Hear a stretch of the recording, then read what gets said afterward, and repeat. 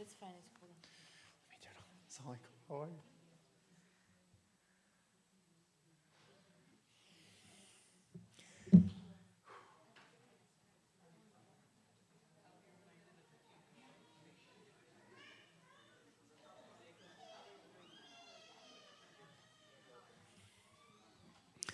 Assalamu alaikum. Inshallah, we'll be starting at 7 p.m. sharp. If I could request for you to, inshallah, sit as close to the front as possible so that, inshallah, our presenters will feel closer to your presence, inshallah. Thank you so much. And as others come, they can fill the seats in the back. Thank you.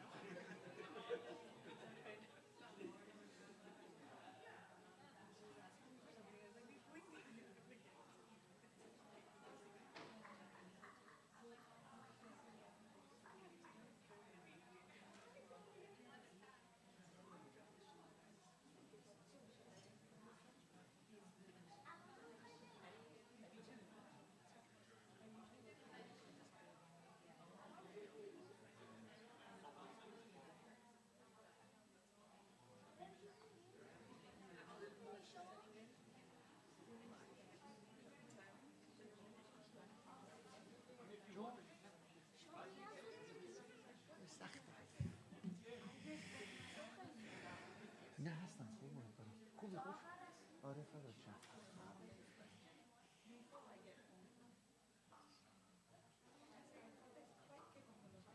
31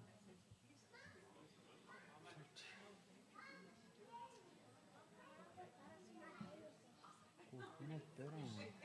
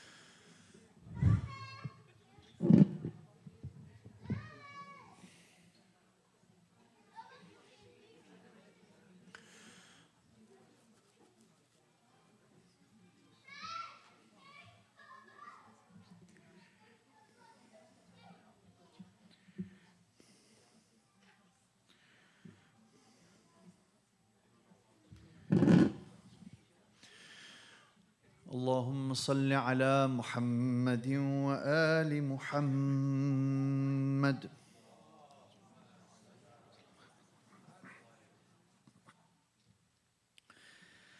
أعوذ بالله من الشيطان الرجيم.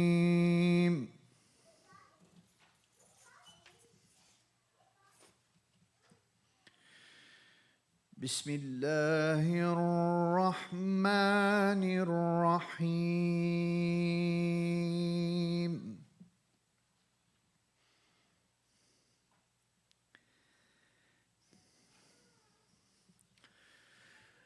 ولقد آتينا لقمان الحكمة أن اشكر لله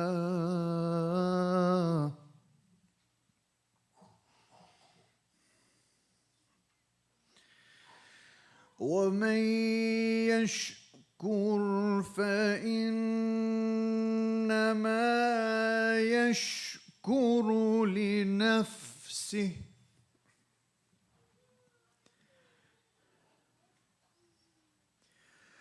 ومن كفر فإن الله غني حميد.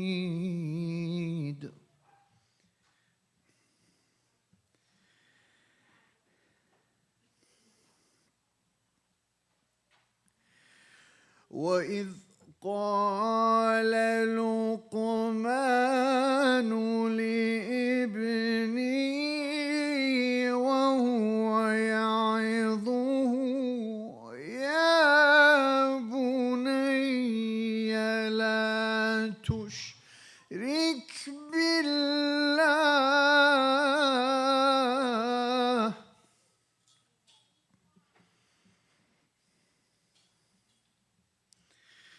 إن الشرك لظلم عظيم.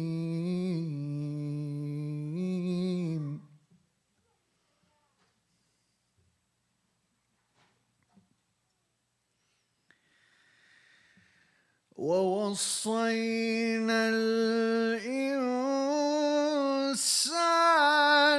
بوالديه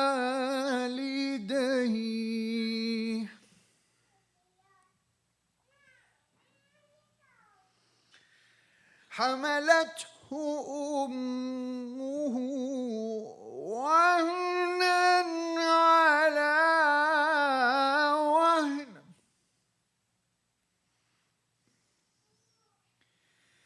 وفصاله في عامين أن اشكر لي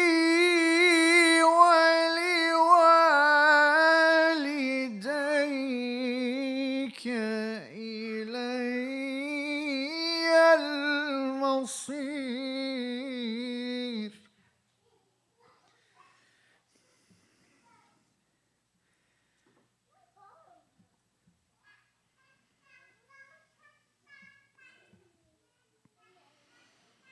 الله أكبر. بسم الله الرحمن الرحيم.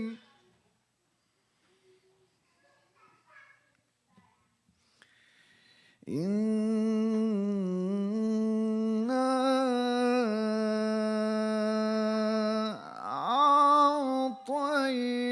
أعطيناك الكوثر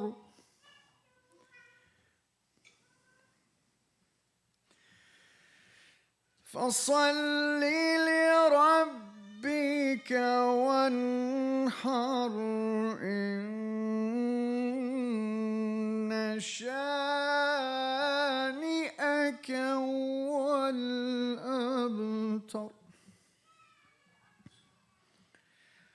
صدق الله العلي العظيم. اللهم صل على محمد وآل محمد وعجل فرجهم. Inshallah. I would like to request that we all recite Fatiha for your marhumin, especially your parents. Inshallah, you have the blessing of your parents alive in this world, but if not, inshallah, remembering them and those who have worked hard for masajid and majalis like this to be active today. The shuhada of Lebanon, of Gaza, of Iran, of Yemen, of Parachanar, all around the world, in Syria, wherever, in Sudan. And we want to remember them, our teachers, the ulama, the scholars who have either been martyred or have lost their lives, inshallah, remember them. And also there's a request to make dua for one of the sisters of our community who has a very serious tumor and is dealing with that. Inshallah, we pray for her. And we, inshallah, ask Allah to give her shifa al-ajil, inshallah. And I ask you to recite Fatiha after the salawat ala Muhammad wa ali Muhammad. Allahumma salli ala Muhammad wa ali Muhammad. Bismillah ar-Rahman ar-Rahim. Alhamdulillahi Rabbil Alameen. Ar-Rahman ar-Rahim. Maliki yawmiddin. Iyaka na'budu wa iyaka nasta'in. Ihdina as-sirata al-mustaqim. Sirata alladhina an'amta alayhim. غير المغضوب عليهم ولا الضالين. صدق الله العلي العظيم. صلوا على محمد وآل محمد. اللهم صل على محمد.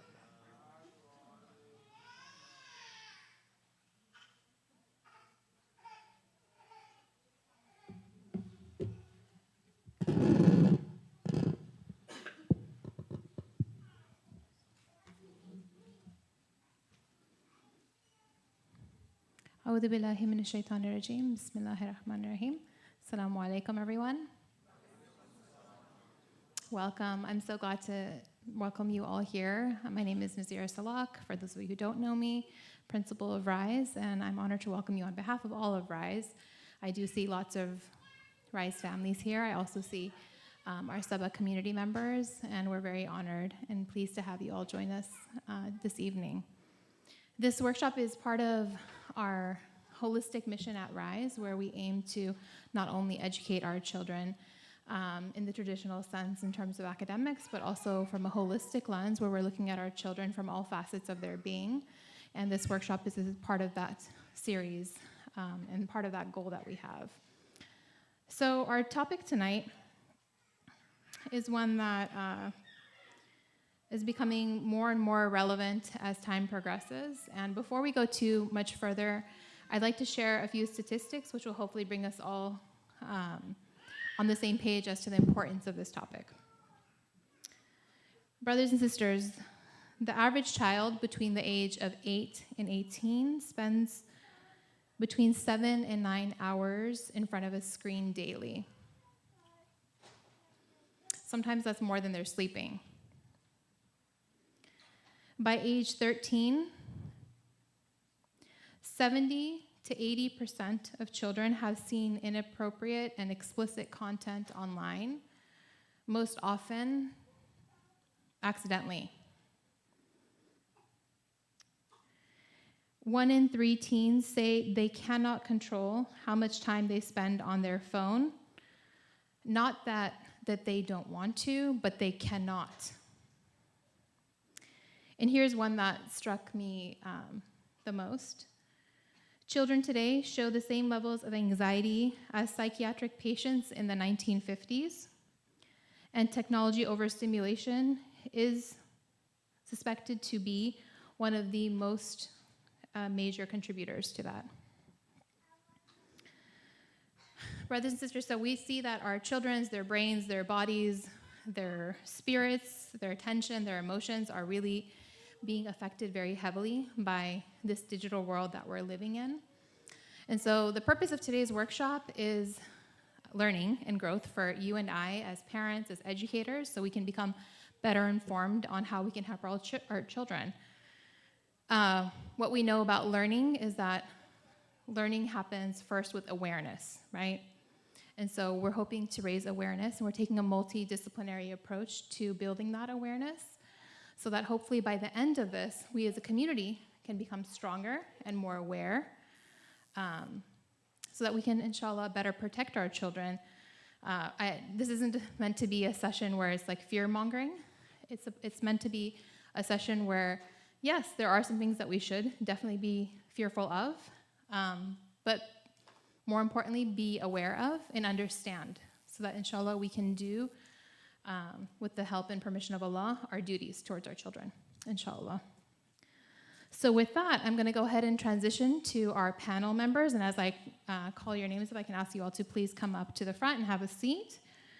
Our workshop today, inshallah, is going to bring experts from different fields to help us gain different perspectives. So we have Sister Surah Hassan, Dr. Surah Hassan, optometrist, who's inshallah going to be sharing her medical perspective. So let me ask you to come to the stage or to the front. Let's welcome her with the salawat.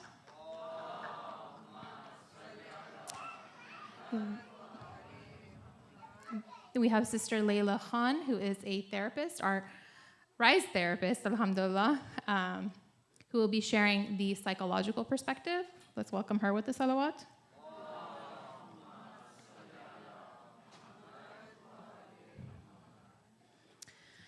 And we have Brother Asad Akbar, who is our technology expert. He'll be sharing the technology perspective. Let's welcome him with the salawat.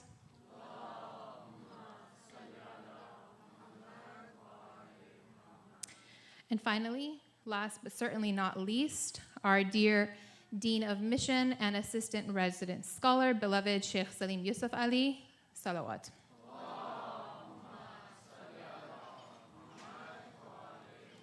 And if it's not clear, I hope his perspective is clear to you all. He will be sharing the spiritual lens, inshallah.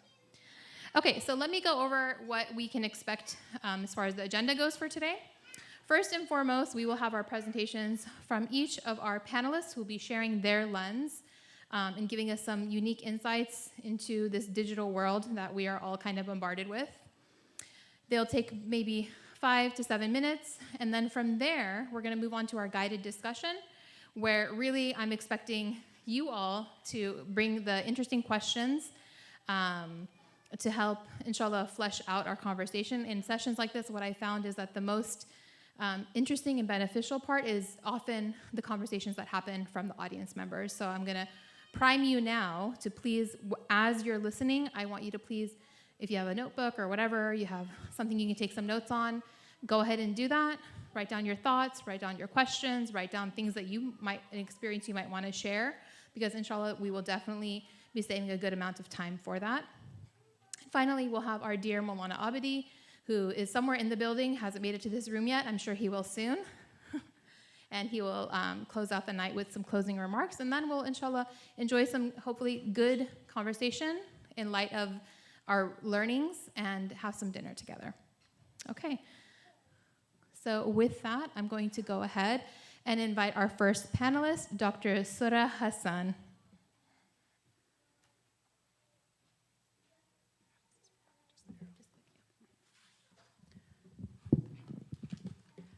Bismillah ar-Rahman ar-Rahim. Assalamu alaikum, everyone. Thank you, Sister Nazira, for forcing me to do this. But it is a really important topic and something that is hard to implement. But like she said, I think we start with awareness, and then hopefully that awareness can kind of lead us to making better choices. For myself, this is a good reminder, a good re-motivator as to why we're putting the limits in that we are, and how it's going to, inshallah, lead to good results. So every little bit of effort, inshallah, will lead to khair for our kids.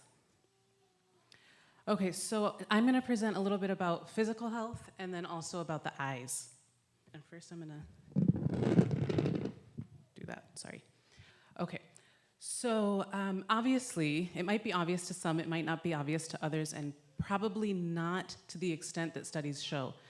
The more children are on screens, the less active they are. We know that, but to the extent of it affecting their health overall, we're talking about high blood pressure, talking about diabetes, we're talking about obesity, which will lead to all of these. We're even talking about increased risk of cancer. So it's not something trivial, right? The studies show that 1 to 3 hours of TV daily will increase a child's risk of obesity by 10 to 27%. Quite a bit, right? We're all trying to avoid that for ourselves and for our children. So it's really important.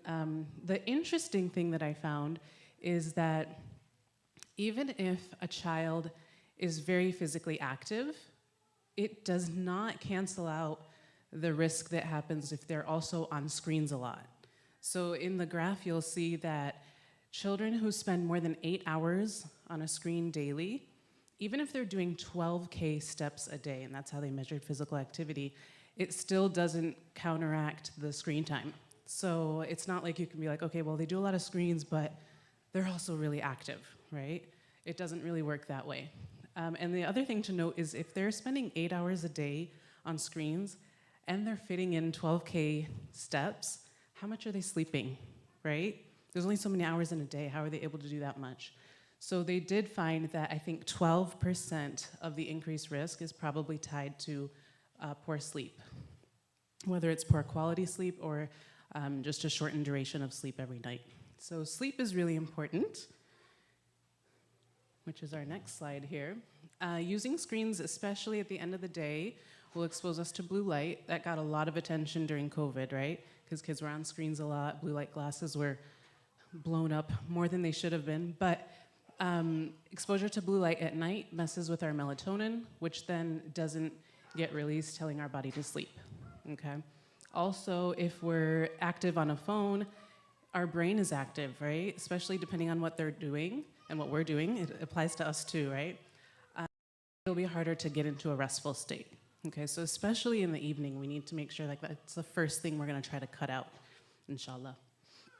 The other thing is that when we're on a phone, we don't realize how long we're on it, right? So kids end up, and we end up sleeping later than intended. So then that reduces our sleep as well. The studies found that in children ages 8 to 17, computer or phone use before bed caused an hour less of sleep per night, and video games before bed caused about a half hour less. اللهم صل على Which might not seem like a lot, but if they're already not sleeping على enough, might not seem like a lot, but being into already not sleeping enough, might not seem like a lot, but being into already not sleeping enough, might not seem like a lot, but being into already not sleeping enough, might not seem like a lot, but being into already not touched on topic is intense.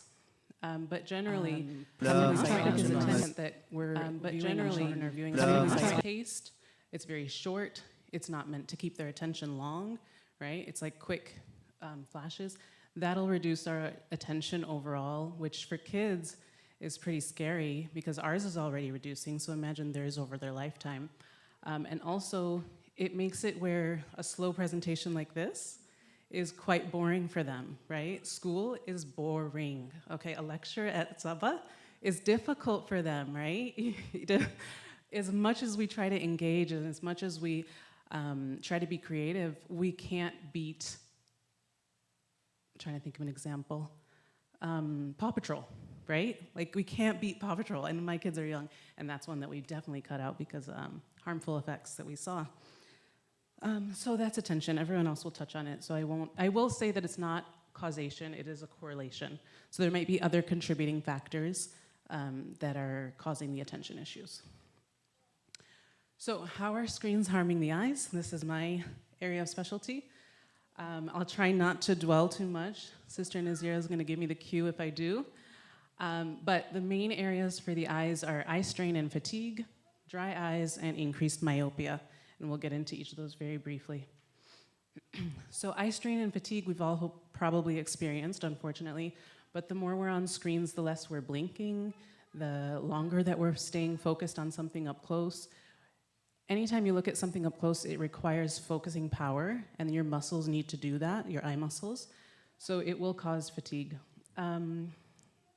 Another thing here to pay attention to is that if a child has uncorrected refractive error, meaning they need glasses but they don't have them, it'll make everything worse. So, shameless plug, make sure you get your child's eye exams. Every child before starting school, so around 5 or 6 years old, should have their first or second, ideally, eye exam.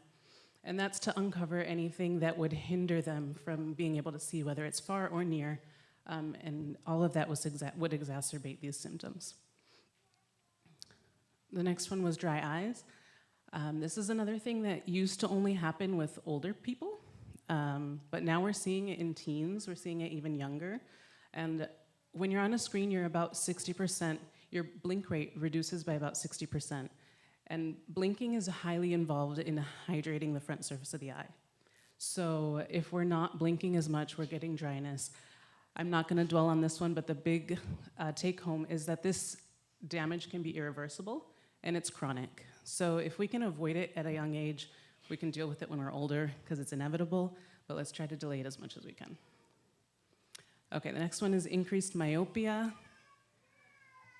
For every additional hour per day that a child is on a screen, there's a 21% increased risk of myopia. Myopia, for those who don't know, is nearsightedness. Nearsightedness is when you see well up close, distance is blurry, okay? This is common in children, but it usually doesn't show up till, it used to not show up until you were about 12, 13, but now it's showing up much younger, right? And the concern here is if it's showing up when you're younger, it's going to progress because it progresses as we grow. But if we start young and we continue to progress, we're gonna end with a higher number. We're talking about glasses power, right? In the minus. So if we have a high prescription, if it goes into above -6, that'll increase your risk of retinal detachment, which is sight threatening, maculopathy, which is, threatens the center of your vision, which is the most important part of our vision, right? And then glaucoma, which is, affects your peripheral vision. So all of it is affected, okay? Increased risk of retinal detachment is 10 to 20 times, so not an insignificant number. Maculopathy risk goes up by 42% and glaucoma by 2 to 3 times. So if we can delay the onset of myopia, that's step 1, delay the onset of nearsightedness, then we'll end with a lower number. Delaying the onset, the primary way that we can do that, so 2 things affect myopia onset. 1 is genetics, we can't change that. The second factor is time spent outside. So, like we said on the first slide, the more a child is on a screen, the less they are outside. The recommendation is at least 2 hours per day or more of time outside. So get outside, get them off the screens, delay the onset of myopia, and hopefully also slow the progression. So are screens worse than other near work for our eyes? Yes, they are because they maintain our focus longer, right? And they also require more focusing demand because the way the light is, it's not reflecting off of the page, it's coming from the device itself. So that will cause more fatigue and then will cause more accommodative stress, which will increase our myopia. But all near work does. So if you have a bookworm that's reading all the time, we still need to take breaks, even if it's not on a screen. Okay, what can we do? This is the last slide for me. So limit screen time. We're going to talk a lot about that, I think, in the Q&A, but have a set limit that you're going to enforce and a strategy. And we can talk about that in the Q&A session as well. Lead by example. We all need to model healthy habits, speaking to myself first. Going outside for more than 2 hours a day, which for me, like a side note, is how much time are they spending on homework after they come home from school? Therefore, how much time is left for going outside? But that's a side comment. Frequent breaks when you're doing up-close work and the right distance. So anytime anyone is doing anything up close, whether it's paper or digital, you don't want to have it closer than 25 centimeters. And for younger children, the ones that are under 6, you want to have the distance from your elbow to your fist. So you'll have the kid put their fist to their chin, and then you want it to be that distance or further. There is a setting on the iPhone, and I think on the iPad, I'm forgetting now where it is, but it will basically turn the screen black when it's closer than 30 centimeters, and then you need to move it further back. I activated it. It is a little annoying, but it'll train us, right? So I recommend it for you and for your children. Last one is to get regular eye exams, because if there's uncorrected refractive error or other disease, that'll only make things worse. Thank you all, and inshallah, I'll pass it to Sister Nazira. Salawat ala Muhammad wa ali Muhammad.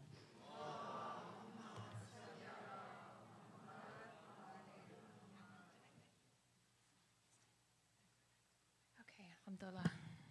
How many people are scheduling their eye exams in? Okay, not with her. She's not practicing. She has young children right now. Alhamdulillah. Okay. Excuse me. Okay, so we learned about how technology is affecting our bodies. Now it's time to learn how technology is affecting our emotions and our behavior. So with that, let's welcome Sister Layla with the psychological perspective. Salawat.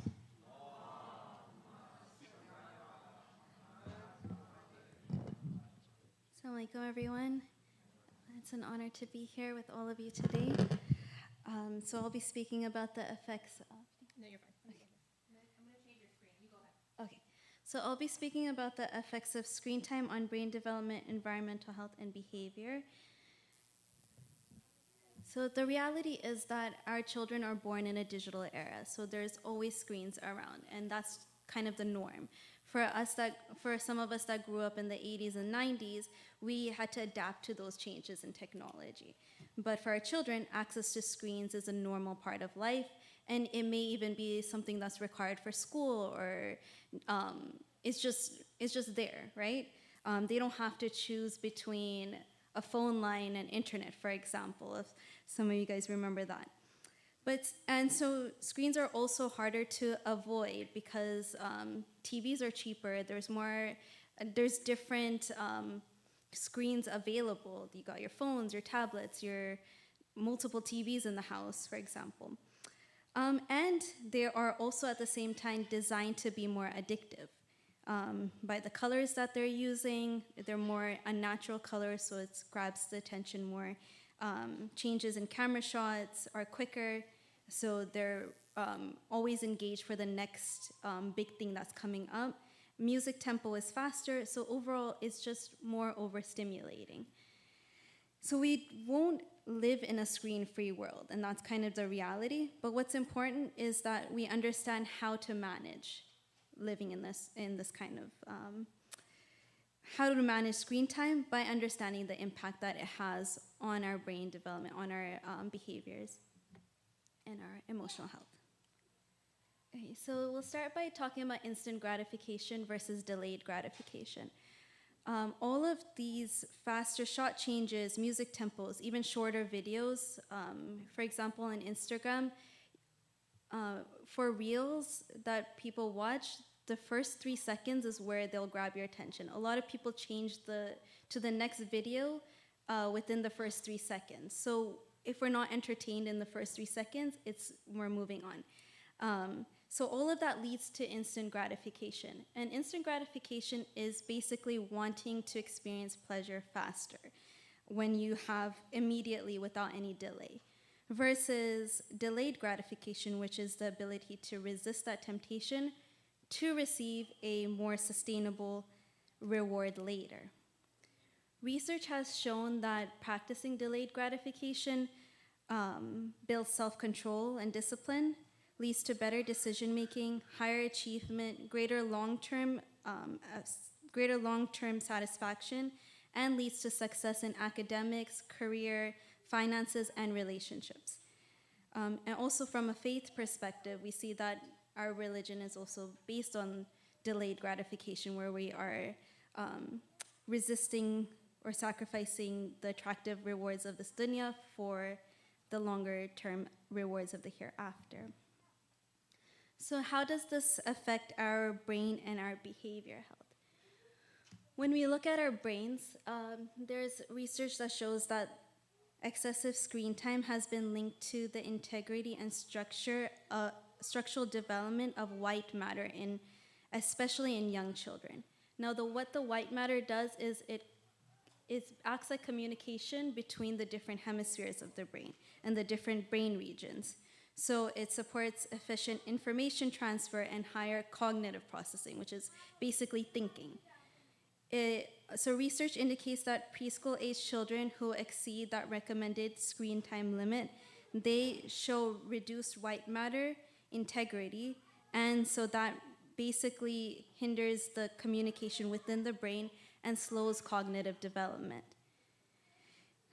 It's also associated with delayed language acquisition, so delay in speech, literacy skills, executive functioning, which is skills like task management, time management, empathy, self-regulation, and overall cognitive performance.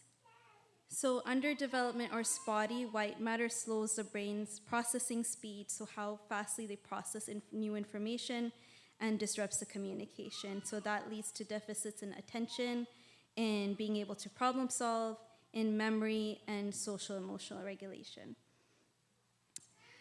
Even in adults, it's linked to prolonged screen exposure has been associated with cortical thinning and reduced gray volume matter. So that can also affect memory and executive function in adults. And that image is where you see the blue, that's where the gray white matter should be. So a lot of that has been diminished in this MRI. Now, when it comes to social, emotional, and academic effects, studies show that more children engage with electronic screens, the more likely they develop social emotional problems. This includes anxiety and depression, and also aggression and hyperactivity. Children who are experiencing these social emotional problems also in turn turn to TV or turn to screens as a coping mechanism. So it's a negative cycle. There are 3 different research studies in Canada, Spain, and United States that found a correlation between higher screen exposure and lower test scores, decrease in participation in school, decrease in math proficiency, and general academic performance. I put these 3 images because these 3 have particularly marketed towards babies, and early exposure to screens has actually been linked to negative effects on language development. Miss Rachel, she's doing amazing work for Palestine, but unfortunately, she won't help your baby speak earlier. And in fact, it will do the opposite because, again, with the overstimulation, the faster changes, this all has an effect on, and the lower frequency of adult interactions will actually decrease and strongly influence language development. And it also reduces the quantity and quality of interactions with adults or with other family members, limiting opportunities for language practice, which has more of so if you want your child to have or baby to develop language, talking to them has more of an impact, and this has the opposite of the impact. Some studies report negative impacts on speech, language, motor, cognitive, and social development. That all comes from screen exposure. So long story short, if programs that are marketed towards babies actually lead to a delay in speech, anything like these baby sensory videos, or Cocomelon are actually worse for your child. It puts them in a fight or flight. And that's what we'll talk about next, is your nervous system. The nervous system is the body's communication network. It's responsible for receiving information from the environment, processing it, and then coordinating the body's responses. So if you've heard of fight or flight, freeze and fawn, these are how your body responds to threats, basically. So when faced with stress or danger, the nervous system triggers that response. It will either prepare the body to confront, escape, shut down, or appease that threat. A lot of screens trigger this response in children today. So imagine the overstimulation, constant changes in the screens. Even video games here, I really want to emphasize on video games because it's constantly relying on that fight or flight, plus the dopamine boost. Games like Fortnite, games like even Roblox, there's Grow a Garden, where you're growing a garden, but then you're also protecting it from people stealing your garden or parts of pots or something. So that's constantly putting you in this sense of there's a threat, right? And then you get this dopamine boost from getting a garden, getting a pot, or winning part of that game, and so on. There's a game that was marketed to younger children called Little Nightmares, where you're running away from these hidden monsters. And that also, that you're constantly in this like sense of something's gonna pop out in this video game. And that will also put your child in that fight or flight. So over time, their body is always on alert. And that can lead to anxiety, emotional dysregulation, sleep disturbances, and their nervous system is unable to relax properly because they're constantly in this state of fight or flight. So imagine the cycle of being anxious and then getting rewarded, and then the cycle is being so fast-paced that your brain will constantly crave it. So then that leads to an addicting kind of effect. And there's also studies where it's kind of comparing screen addiction to even things like drug addiction. Okay. So are we all doomed? So it's not about taking the screens away, but about managing them. So not all screens are bad. There's some great things out there. There's some ways that we can manage, and screens are a reality in our day-to-day. So let's talk about a few practical steps we can take.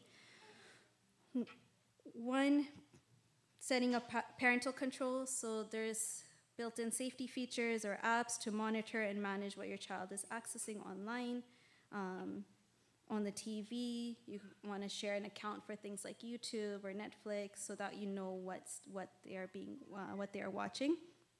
Be selective about the content, so choosing age-appropriate, educational, and positive shows, games, and apps for your children. There is a website called tvtantrum.com. It has great information on which shows can be overstimulating, and it has like ratings, so that's something that could be which shows won't be as addictive. Co-view and co-play. So this one is really important because when you use screen time to watch together or play together, you can understand, one, what your child is engaging with and use it as a way to connect with them. And two, research also shows that when you're talking to your children about what they're watching together, that can also slow the impact, especially in younger children. Remember, we talked about language development as not having like adult interactions. Here you are watching and interacting. So this fosters it as an educational and bonding experience. 3, 4, encourage open, judgment-free conversations. I think everything that I have ever spoken about comes down to this matter of connection with your children, having that open space to talk to them, collaborating with them, making sure they understand, talking regularly about what they're watching, what they're playing, and they shouldn't feel like they have to hide anything from you. If they do come across something dangerous or inappropriate, then they're able to come and share that with you, and you can talk to them about how to make better choices next time. Setting clear limits, establishing daily or weekly screen time boundaries to encourage moderation and balance, or creating a schedule even, setting specific times for screen use, consistent tech-free times like mealtime or before bed. And then similar to what Surah says, like balancing that screen and offline activities, making sure they're getting time outside or getting time to be bored. A lot of times children aren't bored. These days children aren't feeling bored because they can just turn to the screen, but boredom brings out innovation. So making sure they're able to kind of explore that creativity and innovation. It's really important to discuss online safety and media literacy, so teach children to think critically about what they see online, recognize what misinformation is there and unsafe content. And then lastly, which also Sarah mentioned, model healthy screen habits. So first look at what we're doing ourselves, and then that will set the tone for your children as well, inshallah. Okay, thank you everyone.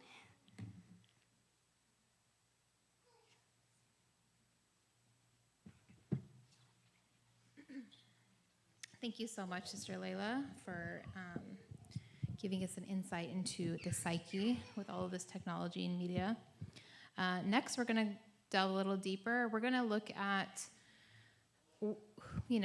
how did all of this get developed? What is the behind the scenes? So with that, we're going to welcome Brother Asad to give us the technological perspective. Let's welcome him with a salawat.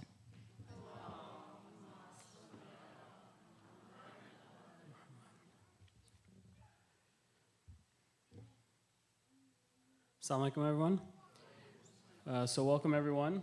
So let's step back and think about what the goals of these platforms are. They say that they're there to enable human connection. That was the initial thing that Facebook came out and said, we're making friends, you have to friend and add people. They say that they're helping to increase productivity. They say they're giving us back our free time, that things are moving. We were able to do things in an hour that took 8 hours before.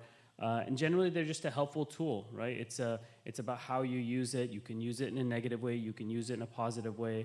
But what is the actual goal that they have behind the scenes in their internal meetings? So I'll give you a quote from a former Google executive that said this in a documentary called The Social Dilemma. If something is a tool, it genuinely is just sitting there waiting patiently. Side note, just like a hammer, right? A hammer's sitting there, it's waiting for us to use it. Back to the quote. If something is not a tool, it's demanding things from you. It's seducing you, it's manipulating you. It wants things from you. And we've moved away from having a tools-based technology environment to an addiction and manipulation-based tech environment. Social media isn't a tool that's just waiting to be used. It has its own goals and its own means of pursuing them by using your psychology against you. If we want evidence, for what we're talking about here, why would social media companies be hiring child psychologists on their staff? Why would they be hiring psychologists who specialize in adults and getting adults to do certain actions? And why are the very people who create these technologies so strict about their own children's usage while they're creating the tools to addict our kids? So we've moved on from this tools-based technology to one of addiction. And really, it's our children that are the primary targets. So talking about how algorithms made to manipulate and design has been made to stimulate. In tech, there's something called dark patterns. And these are, there's like white patterns, gray patterns, dark patterns. Dark patterns, though, are kind of a playbook that people in tech know to use to really get kids or users to do what they want. So one of them is something called infinite scroll. You guys have all interacted with infinite scroll, where you're looking through a feed or some information, and they're just like, there's no end. If you guys remember, like back in the day, like we had, you had to click next page, next page. Well, just removing that made it so that someone just can feel like, oh, there's an ocean of content that I can keep going through.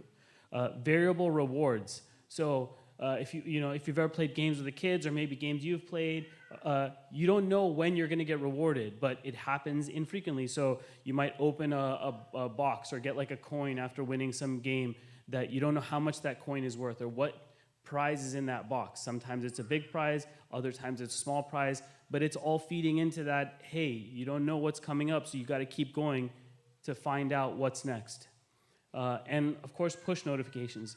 This is constant interruptions that are just throughout the day where you want to spend some time working on something, some deep work. Well, these push notifications are coming in to say, hey, come look back at this application that we want you to look at. Maybe it's not in your best interest, it likely isn't, but come back and look. And loot boxes. These are boxes in video games where a kid or someone who's playing these video games will purchase a box for money. It's kind of like it's actually started to push into real life where you buy these like mystery toy boxes. You don't know what toy's inside, but you buy them and then you open them and maybe it's something pointless, maybe it's something great, but this idea of like, oh, I could have something amazing. And so kids are spending that time in the app paying real money. And a lot of times, this is like some graphic or some tool or some like sword that they're spending real money on and I'll connect that later, is leading to online gambling. With kids, why are they vulnerable? Of course, we've heard about that from our other two speakers, but their brains just aren't fully developed. I mean, adults are getting addicted, so children are definitely going to get addicted.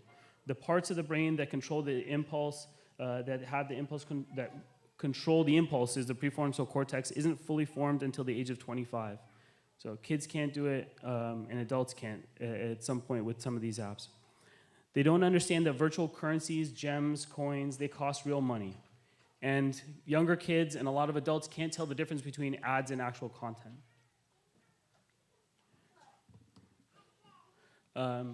So, online gaming. We all, or many of us, grew up with like Nintendos and PlayStations, and like these are games that you had your own missions to play. And I don't want to speak to like how nostalgia factor, how it was great when we were kids and now it's terrible. But there was a marked difference between some of the stuff that we grew up with versus what kids are dealing with now. Like 93% of children are playing games, but 40% of those have opened up loot boxes. And I talked to you about what loot boxes are. There's these virtual treasure chests in games. Now, research from universities in the UK and Australia have found that the more children spend on loot boxes, the more likely they are to develop gambling problems later. And the link is as strong as the link between problem gambling and actual casino games. So this is a $30 billion industry. The video game industry is actually larger than Hollywood, which is a shocking fact, but it really is. Games that our children play, and maybe we've played, FIFA, Fortnite, Overwatch, Rocket League, they all have gambling mechanics. They have brought in experts from the gambling industry to create those same mechanics in the games themselves. Belgium has actually banned loot boxes because they violate gambling laws. But of course, here in the US, these are unregulated. But it's not just about gambling, right? Because online games expose kids to strangers. Predators use these platforms to contact kids. And children don't often realize that they're spending real money. They think they're just spending gems or coins. Now, there's a lot about this that we could go into, but of course, due to time, I won't. But honestly, this topic of outsiders and predators using these platforms is actually something that could use its own seminar. But these are real dangers that are out there, and something that I think people just, of course, need to be aware of. And of course, the new, latest, and greatest shiny toy that we now have, AI. It is, the statistics are starting to really alarm experts who are looking at the effects that these are having on kids.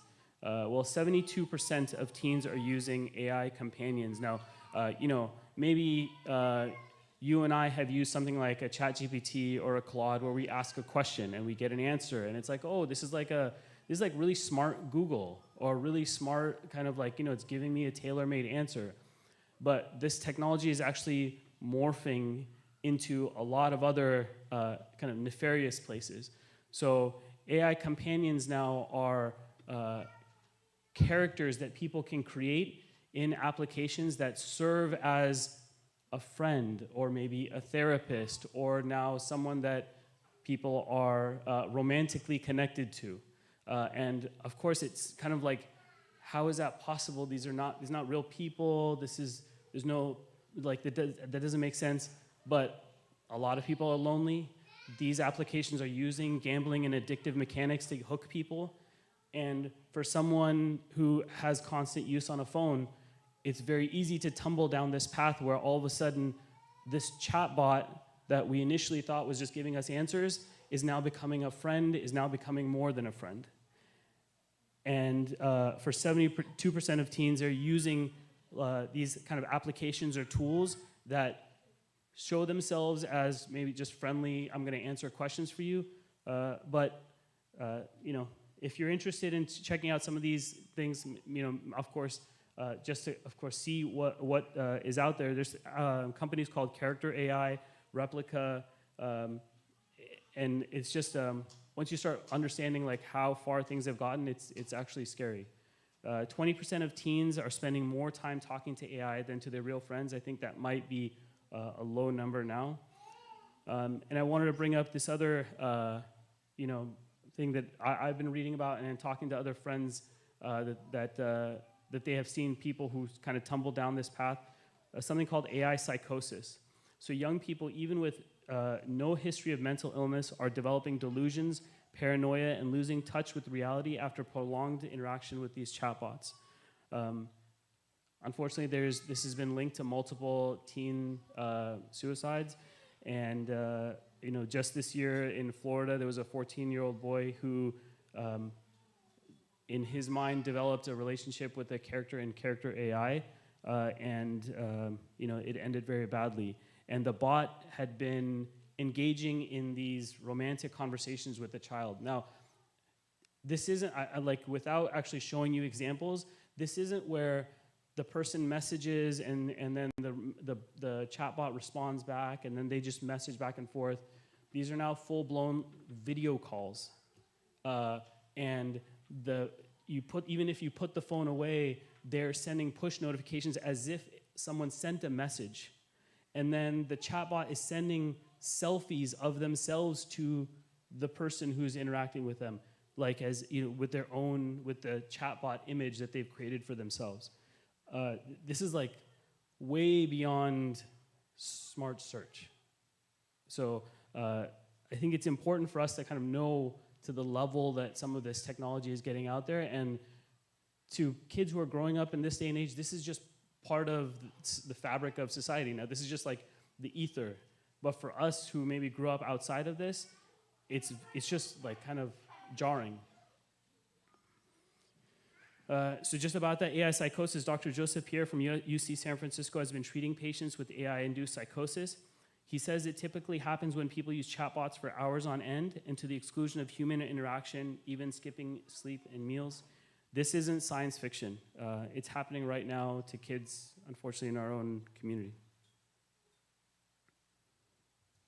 And in their own words, tech leaders themselves, people who are on the forefront of creating this technology. I mean, the list I found of the names of people and like their backgrounds is just wild. It's just super long, but just keeping it short, like Steve Jobs himself had said this, that he doesn't allow an iPad in the home. Bill Gates had this rule. Of course, there may be an older generation, but even someone recent. I don't know if you may not be familiar with someone like Chamath, but he's an investor and was a president at Facebook. He said, there's no screen time whatsoever. I don't like this codependency of they need to rely on me. And when they can't, I feed them a device because that becomes a babysitter. And this is someone now he himself is speaking out a lot about this issue because he helped create it. I just want to, if someone can click the link for a video, he talks a little bit about an experience he had because, of course, like many of us, we maybe start out with a rule that says, can you click the mic, the speaker at the top, and then if you can refresh. The sound's not going to come? Oh, yeah.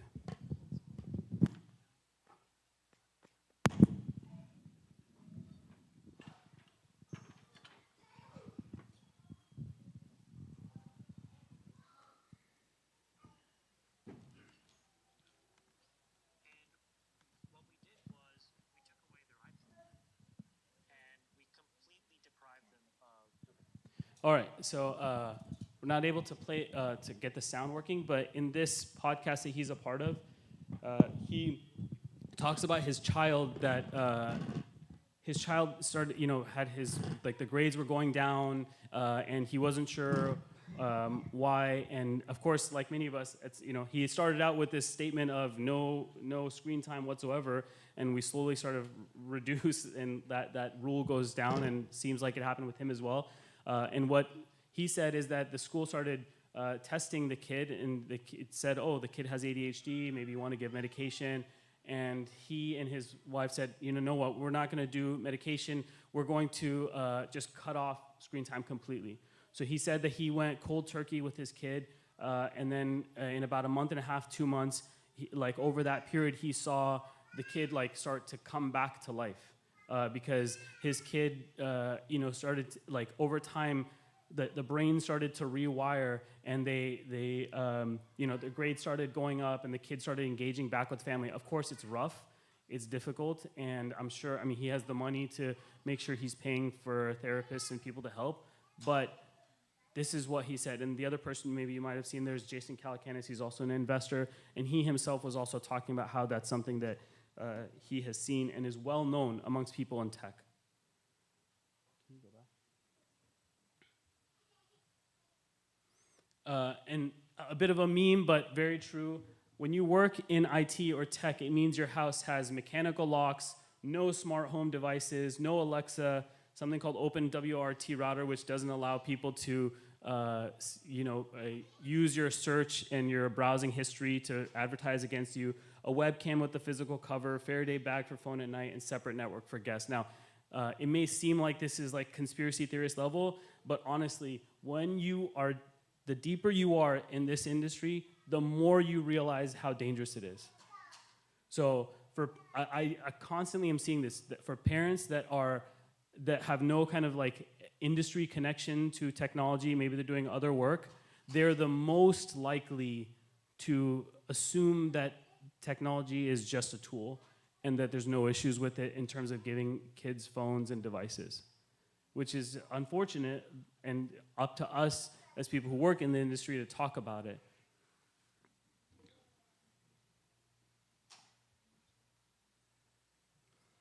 So just a few points on safer alternatives. Notice I said safer, not safe. Ultimately, these aren't healthy things for us to be interacting with or dealing with, but this is the world we live in. There are things like something like a light phone. Light phone is a smartphone, but is tailor-made to be as simple as possible. It's only a black and white screen. It has all the actual tools in a phone that you need: GPS, camera, phone calls, messaging, but there's no chance for it to have like Instagram or all these other kind of, even a browser. It's purpose-built device. Feature phones, there's actually a lot of people who are starting to go back to feature phones. These are, the old school flip phones. Look, we need to be in contact, sure, but do we need to, to be able to add a product on Amazon the moment that we feel like we need it? Like, it doesn't seem necessary. Family computer in common areas. Of course, kids need computers. They need to do their work, but do they need a computer in their bedroom? Or can it just be in a common area, a common space that everyone has access to, that we all feel like a shared sense of, hey, like we're going to be careful what we're doing, we're amongst everyone here. And tablets with heavy controls. Better choices such as tech-aware schools like Rise Academy, who understand that this is not a great thing to just be allowing willy-nilly. There's something out there called the Wait Until the 8th Pledge, which is waiting until you're done with 8th grade. Screen-free dinner times and books instead of tablets. And the last slide, just some safer practices. House rules that can work. No devices in bedrooms. To be honest, this is not for kids. This is for everyone. This is for adults. This is a problem, and I say this as someone who struggles with that problem just as much as, or if not more than anyone else. There's no reason that we need to have like the entire world be able to message us when we're like trying to sleep, when we're trying to be in our like private place. Setting time limits with alarms, phone-free meal times, and charging stations in parents' room. To be honest, forget even parents' room, just outside in a common space. And the biggest thing that I have seen that I can tell whether or not this child's issue might be coming from is what are the parents' behaviors? If we are modeling well for our kids, then the kids will be able to show us and that's what they have learned. It's obviously a difficult problem because these things are meant to addict us as well and attract us as well. But we don't want to be the ones that say, oh, you shouldn't do that, but we're the ones secretly doing that ourselves. Because kids recognize that's like not a genuine thing. We are actually lying to them. And then talking about what you see online and creating tech-free zones and family activities without screens. So just peeling back a little bit of the layer that the tech industry tries to put in front to show that these things are actually great and they're just tools, and it's how you use them, and it's which accounts do you follow, because you could follow good, you could follow the bad, but really this is a problem across the board. Okay, thank you.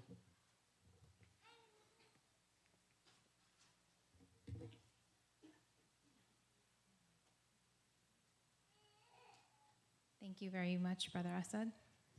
Are you all thoroughly shocked? I heard some gasps. Alhamdulillah.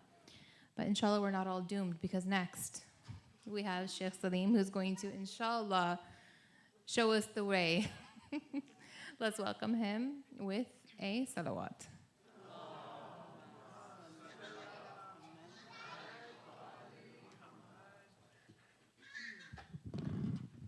أعوذ بالله من الشيطان الرجيم بسم الله الرحمن الرحيم لا حول ولا قوة إلا بالله العلي العظيم السلام عليكم ورحمة الله وبركاته. So normally when I'm standing here, I talk about having good akhlaq, right? But we have to have an exception to that. So when it comes to your chatbot, please don't have good akhlaq. Don't be mean to it. Be rude to it, right? Don't form those connections. So we're in a strange world. Okay, so my topic is not about AI chatbots, but I want to, inshallah, provide a brief perspective on our spiritual responsibilities to our children in light of the digital world. So it was about 10 years ago when I first gave a presentation about screens and children. And in that presentation, I referenced this hadith from Amir al-Mu'mineen alayhi salam. And after 10 years, I still can't find a better, more profound statement that gives us a perspective on how important it is to be careful about what our children and ourselves, what we're seeing. Okay? But back then, I wasn't able to generate the image. That's on the right there. So the hadith, it's actually a combination of two hadith where the Imam alayhi salam is exploring the connection between what's being given to us, what we're seeing, our eyes, and our spiritual heart. So he says that the eyes are the tali'a, the army scouts for the hearts. You know, when you have an army that's moving along, they always have these scouts that are, lightweight, they can move fast, they're gonna go ahead, they're gonna capture the information, and they're gonna bring it back again.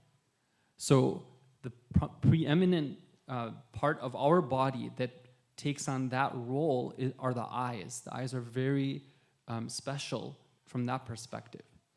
Now, what the eyes capture, it's not something that it just, I watched something and I had a good time and now I'm gonna move on to the next thing. No, what we see leaves its imprint in our spiritual heart. Imam Ali alayhi salam says that the heart is the mushaf for what the eye sees. Mushaf in Arabic is different than kitab. Kitab is something that's written down. But a mushaf is a book which is filled from the beginning to the end, meaning that what writes the heart is what we see. So when we're talking about, as a parent, my responsibility, yes, I have to take care of the physical upbringing of my child, but my child is not an animal. My child is a human being. And that physical care I'm providing is so that I can be part of the nurturing of their spiritual heart. And so this is a very important responsibility that I have as a parent, to be concerned about what my child is being exposed to when it comes to the media and screens and whatnot. Now, this connection between what's seen and what gets written in the heart has been understood by our competitors. Mr.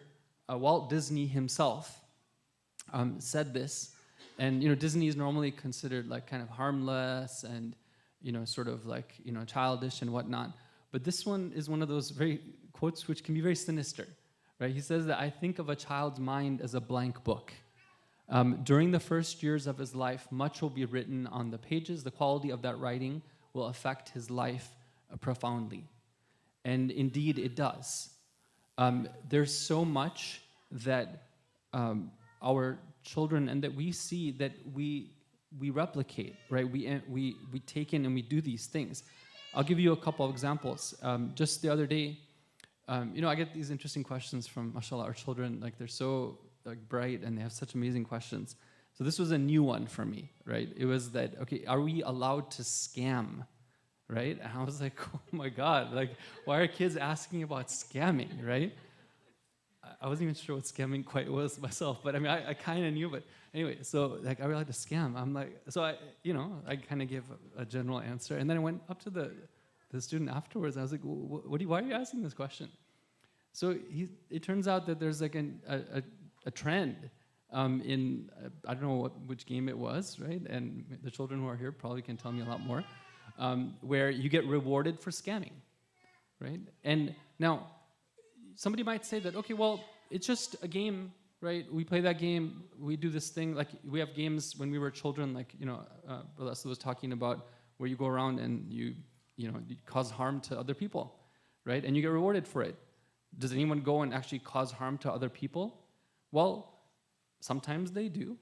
But in today's world where, as Sister Layla pointed out, where things are a lot more sophisticated, right? It does have an impact. We see that. We see that our children take on akhlaqi, morals, ethics, teachings based on what they are being fed, because they accept it with an open heart. If in the game you're rewarded for scamming, then you want to be rewarded outside of the game for scamming. If in the game you're rewarded for stealing, then outside you want to be rewarded for stealing as well, and so on and so forth. This is what we see actually being acted out. Now, this is something that, of course, as I said, has been noticed by many, including the notorious oppressors, right? They have a certain agenda. They want to change public opinion. They want people to believe utter lies, right? They want people to like ignore the biggest crimes in history. How do they do that, right? How do you pull like this trick on humanity and deceive them in mass, right? You don't need to, dig up some obscure scientific paper somewhere. Look at the words of Benjamin Netanyahu. This was from maybe a month ago. What is he, or 2 months ago, roughly speaking. What did he say? He says that weapons change over time. The most important ones are the social media. And so they know this. They know that social media can sway public opinion. That's why they're buying TikTok, and they bought TikTok, and they have other plans to take over the mass media, even more than it currently is taken over. So a lot of times, brothers and sisters, when we talk about content and devices, as parents, we want to know, okay, give me the list, right? Give me the list of what's allowed and what's not allowed. And by the way, I think it is very important for when you have children to use white list approach, not black list approach. What's the white list approach? Is where you choose yourself what your child is going to see, and you do it in the way that Sister Leigh was talking about, that you are co-watching, and what was the other one? Co-playing, right? You're there, right? You're investing that time. So it is important. Not the other approach where you're just blacklisting, you're putting some filters on, and you're saying that, okay, everything else that might fit in, like for example, like YouTube TV or something. What is it called? YouTube Children TV. What is it called? Kids, YouTube Kids, right? That approach is not foolproof. But we as parents need to think deeper. It's not just about what my child can watch and what they can't watch. I have to see that what children watch, it leads to them forming an identity. This is who I am, right? It plays a huge role, right? Why is it that sometimes we see that children will abandon their faith, they'll abandon their tradition, they'll go off and run off and do whatever, right? It's because of the lack of the formation of a strong identity when it needed to be formed. On the other hand, you see children who grow up to be teenagers, and sometimes they get tested with the most difficult of tests. And I'm speaking, from experience. We see these, and then, mashallah, they are able to without any problem, they pass those tests, they retain their faith, their practice, they come out stronger. How? Because they have that strong identity. So this connection between media and identity is so important. And identity meaning that this is who I am. When I know who I am, then it translates into this, that this is what I do because who I am, or because who we are. Now, I only have a couple more slides left. I want to just put this out there, that we were not created to be entertainment monsters. We were not created to like maximize our free time with the consumption of entertainment or playing games. When Allah talks about the stages of worldly life, the people of the dunya, He says that اعلموا أنما الحياة الدنيا لعب ولهو وزينة وتفاخر بينكم وتكاثر في الأموال والأولاد. He says that the first stage of being involved with the dunya is play and diversion. But the idea is that we're supposed to grow beyond that. We're not supposed to be stuck there. There's a purpose that we're here for, which is وَرِضْوَانٌ مِّنَ اللَّهِ, right? That we have to be seeking the pleasure of Allah. Why do I say this? Because sometimes we get the wrong impression. You know, I was speaking with one of my colleagues, and he said that he gave a seminar with his community, and he told them that these are the guidelines. You can't give a device to your child until this age. You have to, you can't give a phone until that age, and this is the maximum amount of screen time that you can give your children. And he said that right afterwards, everyone went out, and those who didn't have like the iPad and the iPhone, they bought it for their children. It's because they're like, oh, my child reached that age, okay, I have to buy it for them, right? That's not the purpose here. The purpose that we're trying to talk about here is something beyond that. It's grander, right? It's not the case that it's necessarily a normal thing for a child to be deeply involved with it's not like when my child is missing out, right? If they're not on TikTok or if they're not on Instagram, whatever like that, right? These are like, if you really have to, then this is what it is, right? But try to have a type of approach to media where it's really not a big deal, and it's not and you're not missing out. And in fact, maybe today you're busy with whatever like that, right? Like you yourself you should realize that it's not a day to be like browsing randomly on whatever, because there's more important things to do, right? So this mindset is really important, that our hearts, remember, to go back to that first slide, our hearts are meant to be the place of Allah. If it's distracted with all these garbage of what we see, then it's not going to allow the presence of Allah to be felt. So my final slide here is talking about building identity, okay? And I just want to bring some points here. The first one is that it starts in the home. We cannot tackle the issue with media unless we tackle the problems at home. Because when you have a loving, caring, supportive environment at home, then the child doesn't feel the need to find that care and support in character.ai. Okay? So this is so important, right? Sometimes, as parents, we're looking for, like, okay, so what's that product I can buy that my children will be happy with, right? That will occupy their time in a safe way. Okay, I went to the seminar. They said that iPhones and iPads, that stuff is dangerous, right? So what can I find? Like, what's the top 10 things I can buy for my child? Let me buy all of them, right? The top thing that we can do for our children is right here, right? It's the parent themselves spending that time. You heard that time and again from our presenters, that connection time, that time, the co-time, right? All that stuff, that's where we can actually give our children what they need. All this other stuff is not providing that.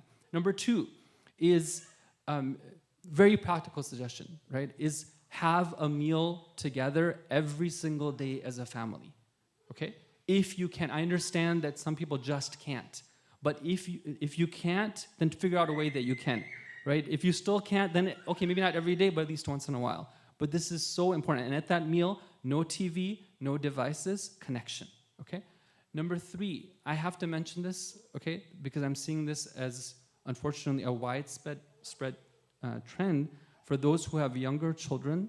My simple question for the mother and the father is, do you have any time alone, right? And if you don't, work on establishing that, because that cannot be sacrificed. That the bonding time, and like just because now that the kids are there, that no, this is very important in terms of the bedrock of the home. And I understand that in some homes, we don't have for whatever reason, there's different configurations. It's not the mother and the father. It's one of them or the other, right? And we recognize that, and there's no pressure in that regard. But if you do have that, then make sure that time is there. And finally, we're talking about identity, right? Identity cannot be built in a silo. It has to involve community. One of the ways of building community is, of course, coming to gatherings with like-minded and people who are similar. So our children can see that, oh, I'm like them, but not like those. But it doesn't mean that just coming to the masjid is sufficient. We've all seen, sometimes we're walking through the hallways and we'll see a group of children and they're all bent over a device. So they come to the center and maybe they're getting exposed to stuff that they wouldn't get exposed to at home, right? So we need to have active supervision when it comes to what our children are doing. I would never allow my young child to be running away in places where I don't know what's happening with them, because it's my responsibilities. I can't tell you how many stories I have of people who have called or said that, my child was exposed to this thing in the mosque or outside in the parking lot. I'm talking about in general in America and Canada, right? It happens. It's not just like because it's a name of the Ahlul Bayt, then shaitan goes away from there, right? So we have to be very careful, even in environments. Sometimes we need to have smaller groups of where families meet up and everyone's aligned when it comes to the tech policy when we have those gatherings. Thank you very much. Wa sallallahu ala Muhammad wa ala al-tahirin. Last thing is, sorry, I had put together this document, if you're interested, of Muslim screen alternatives that has just a list of ideas, right? Like sometimes if you have children, you're like, well, what can I do? I don't know, right? So just ideas and resources, you can take a look at it. And if you have things that you'd like to add to that, you can always send them in. And maybe we can also publish this on the website as well.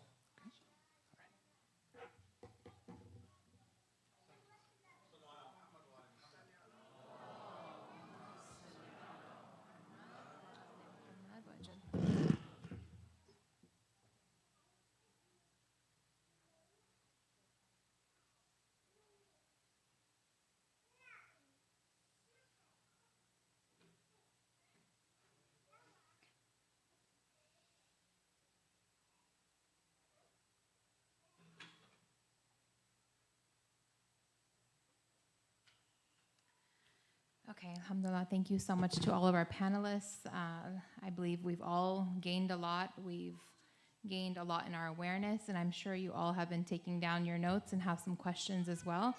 So as I said at the very beginning, this is the time where I feel we will, inshallah, although we've gained a lot, we might even gain more. So I would like to invite you all up in 2 different ways we can interact. For those of you who would like to and are comfortable, we invite you to come up and ask your questions. I have a microphone over here. If I can get the help of Brother Mahdi to pass around the microphone to anyone who has a question, you can just raise your hands and start. If you feel more comfortable, you can go onto Slido over here. Just scan the QR code, and you can also post your question there, and they'll start to pop up on the screen. Anyone, just go ahead and raise your hands if you'd like to go ahead and ask your question. And I encourage that so that you can have maybe a back and forth. It could be a question, could be a comment, could be something you'd like to share in light of what you've heard. Okay. I actually have a question that someone asked me during the presentation that I'll go ahead and start off with.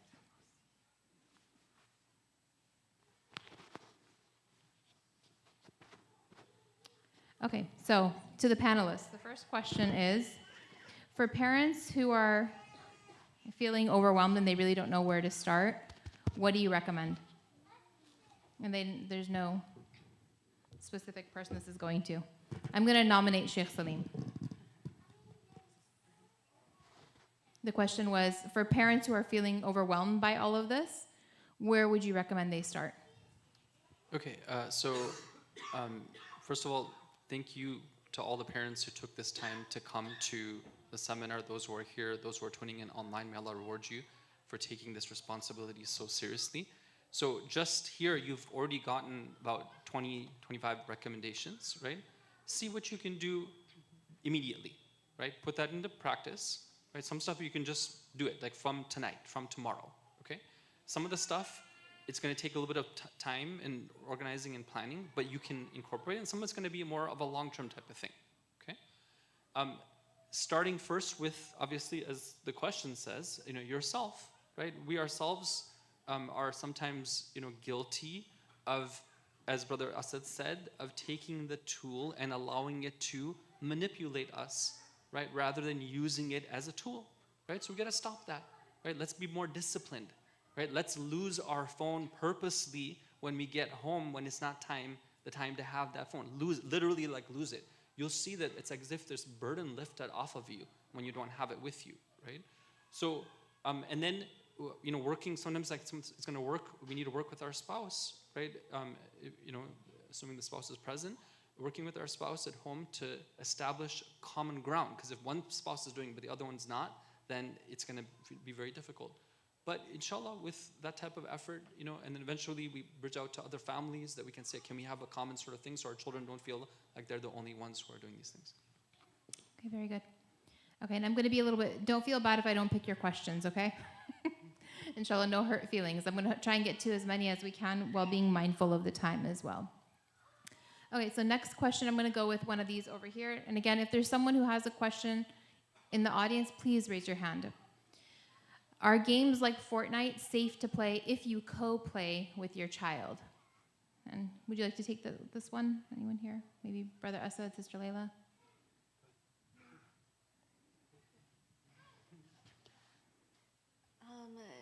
On one hand, yeah, it's building connection, bonding. You're doing it together so you're aware. But on the other hand, the game itself is engaging the nervous system into a fight or flight. So that's kind of just. So Okay. no, I wouldn't Okay. recommend it. Go. The part of it that's like just the game where you're building or you're fighting, I mean, that's something that we've seen in games in the past. But specifically regarding Fortnite, if you're familiar with it, there's a lot of actions that the characters themselves do that are just wildly inappropriate. And then the other issue is that these games are now forced to be online where there's outsiders that are also participating.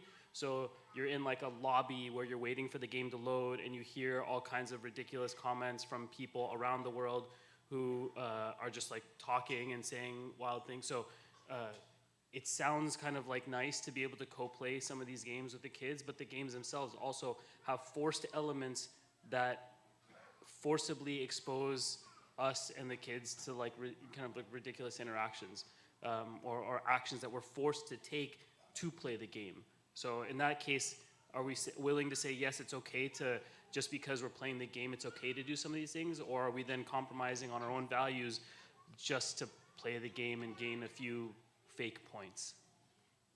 Okay. Anyone else want to add on? No? Okay, next question. What can parents do when their child says, everyone else has a phone, or feels left out socially?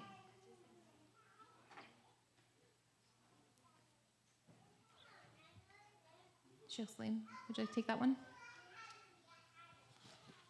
So, as we have to go, it goes back to identity, right? What is our identity? Are we identified by what everyone else does?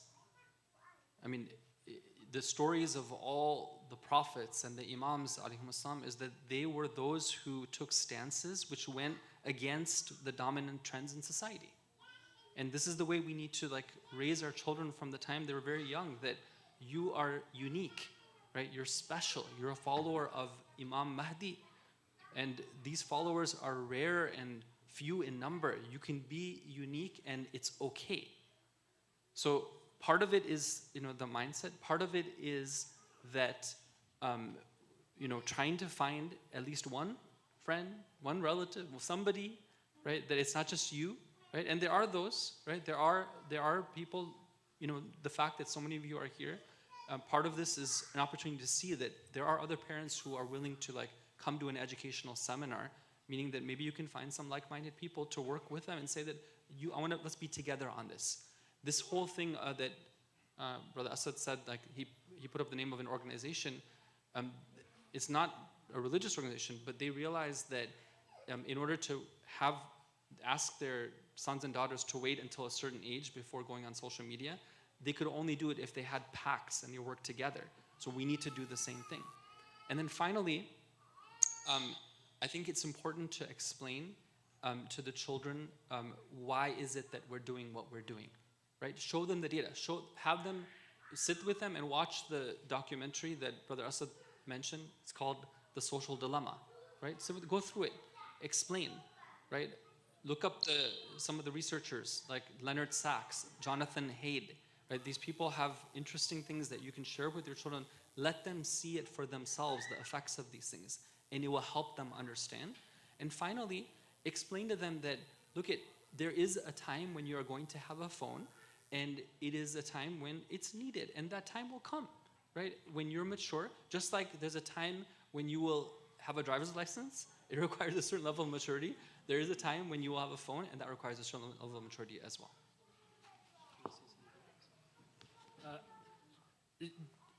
Just one quick point is that it makes sense that it's confusing for kids and for them to ask this kind of question, because it's like saying, oh, well, everyone has a pencil, why can't I use a pencil? Everyone has a hammer, why can't I use a hammer? Because we have categorized these things as tools.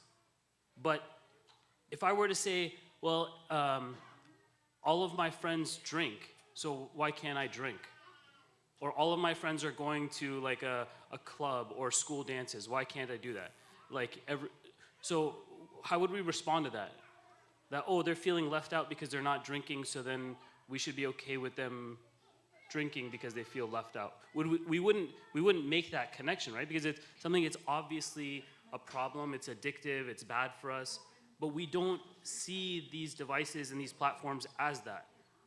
But when we shift our thinking to understand what they really are made for, then it becomes easy. It's the same kind of reaction we would have if someone said, all my friends are smoking, can I smoke?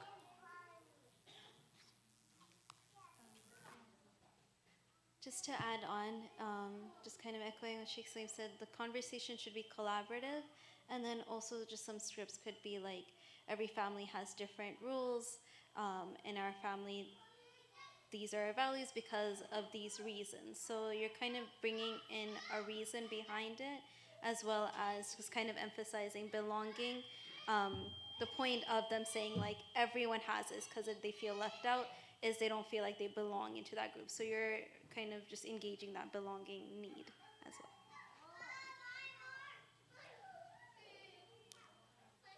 Okay, there's a lot of questions, and unfortunately we won't be able to get to all of them. So I just picked one that I felt like I saw a few times, similar. Question about building delayed gratification, or building some of these skills that we want our kids to have. The question was for Sister Layla, I believe. What are some ways that we can help do that? Practicing patience, so allowing your children to wait and not engaging in right away, especially at a young age. We want to just get them the thing they're asking for really quickly, kind of really practical things like, oh, can you give me 1 minute, I'll get back to you in a second, let me finish this first, and then, so you're just building these small things. Also, limiting in relation to screen time, limiting screen time, so and being strict on those boundaries. Children thrive on structure and boundaries, especially younger children, and it gives them that predictability, which can also lead to delayed gratification. Practicing presence, so you yourself practice that, okay, I'm here, I'm present here with you, so I'm not going to the next thing, I'm not thinking about the next thing, I'm not rushing through certain things to get to the next thing, so you're also showing them that delayed gratification. Talking about more, you can talk about from a faith-centric perspective of getting rewards and from Allah, things that they don't see immediately. Like we're going to be kind because it's something that we'll get rewarded from Allah, and this is good for us, and things like that. So it's not like reward and punishment where they're getting like they're doing something and then getting the reward right away. It's something that they're just building in through values, learning values. I believe, I mean, again, this is the part of the session that I want to spend the most time on. So I think maybe we can do a few more minutes, and then inshallah we'll have our closing session. I do see our dear Maulana Abadi is here. Let's welcome him with the salawat.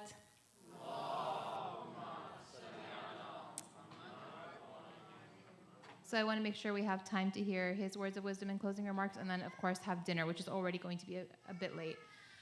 There was a question about what is the recommended, there's a few questions about what are the recommended limits in terms of screen time. Sheikh Salim, would you like to take that one?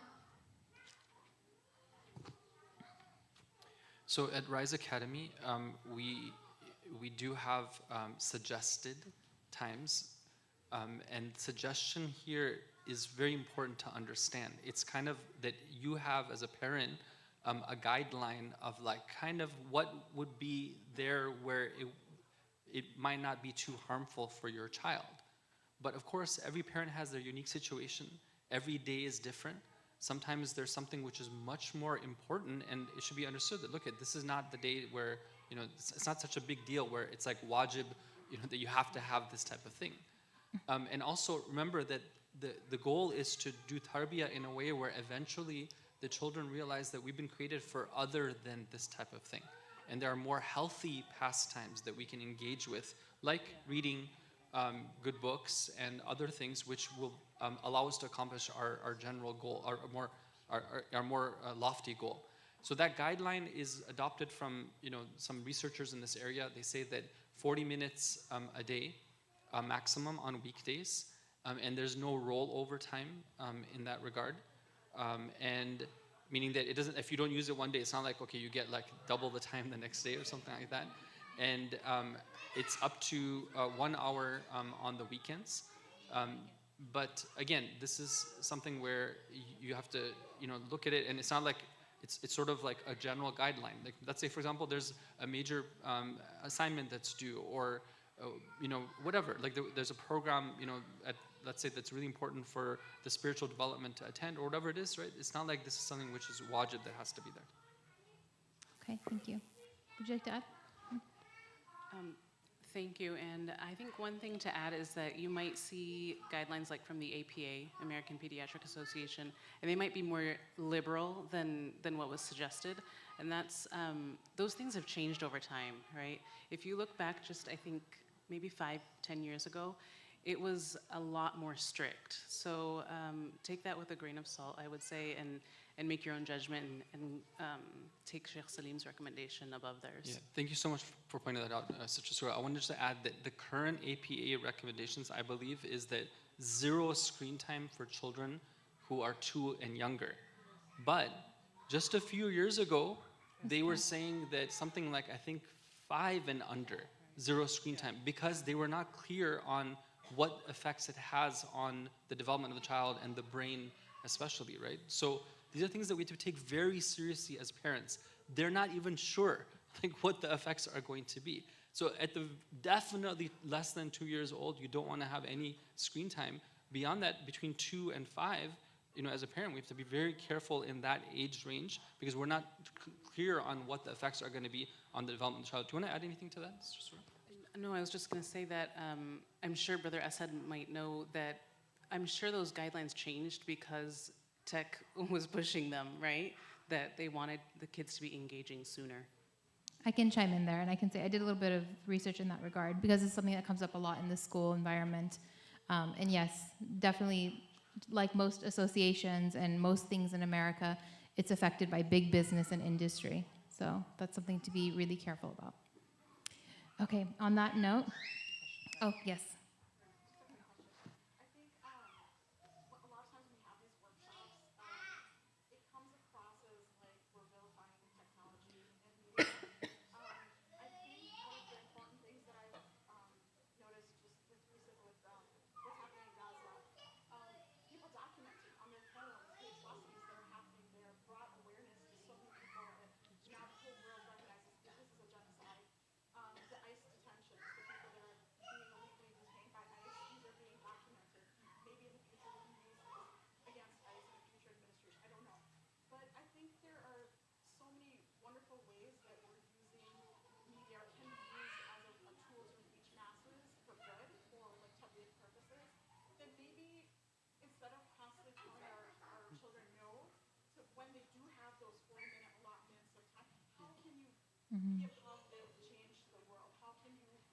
good influence and use that time that you do have in good ways, rather than constantly say, don't do this, don't do this, don't do this, and this is evil and this is bad, because it's inevitable. They're going to go to hell if they're going to use these technologies. How can you positively engage with them? Yeah, very, very insightful. I mean, in fact, I was actually thinking about how, as we were preparing for this workshop, I was thinking about how I'm using this special tool to get you all to get your phones out. This is an example of us using technology in a good way, in a positive way, right?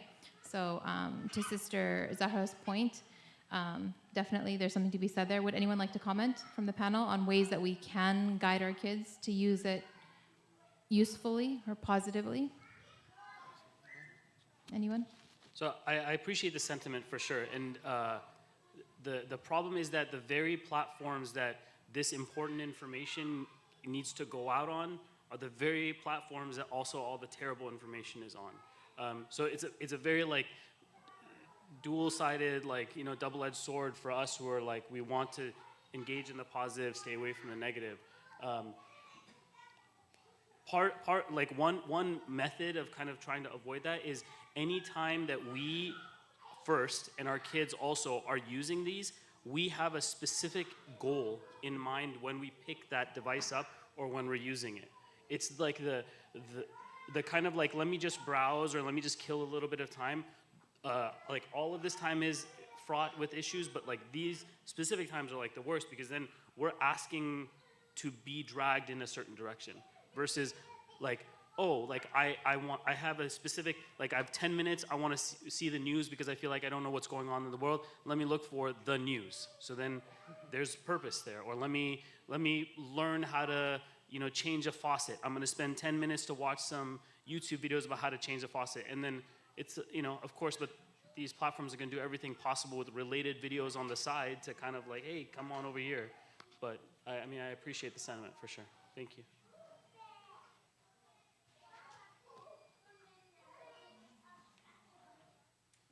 Anyone else like to comment on the panel? No? Yes? I was just going to add, thank you, Zahra, for bringing that up. It's a really good point. Something that we've done, and our kids are younger, right? So we're not really at that point yet.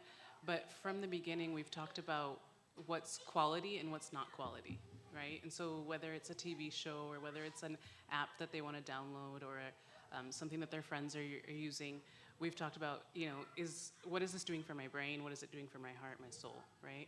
So I think those conversations, I guess, will evolve as our kids get older. But inshallah, they can be the ones that are creating these games that are actually training us to, connect with our delayed gratification or, tie in Deen to it somehow. We've got new techies coming up, and inshallah, they can create some positive change. I don't know, it might be addictive still, so they'll have to work that out. But thank you for that. Thank you. Okay, one final question. Yes. Yeah, no, it's just a comment.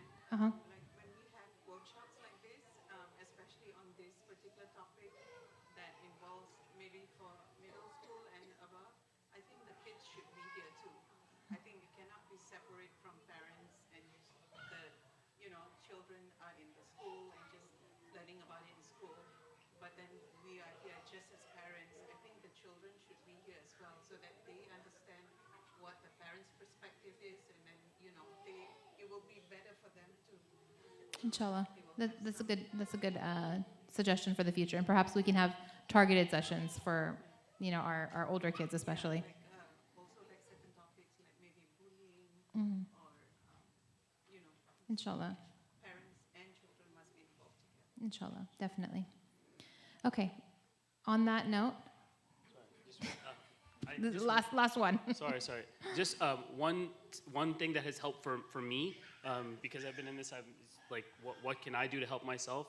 It might seem odd, it might come across odd, but parental controls doesn't necessarily mean parents to control children. These are tools that are also out there to help ourselves, to have control for ourselves. So using these tools to see how much time am I using certain apps, or how much time am I wasting on this website? And you can even take that further, where you lock certain apps because you yourself know that these apps are not good for me, and give the code to someone else. Give the code to a friend or your spouse. It seems wild, but really, like, these apps are made to addict us as well. It's like, why in this society is it that alcohol is bad for kids, but adults over 21 can drink? Well, alcohol is actually bad for everyone. Like, screen time is, fraught with issues for everyone. So there's tools out there. It's just, are we willing to use them to restrict ourselves as well? Because this problem starts with us, not just kids. Thank you. Okay, on that note, I want to go ahead and move on to our closing remarks by our dear Maulana Abidi. There were some questions about, well, how do we move on as a community? How do we actually take what we've gained and, inshallah, try and bring that, into our lives and into our community? So I would like to invite our dear Maulana with a salawat so he can provide us with some further guidance. Salawat.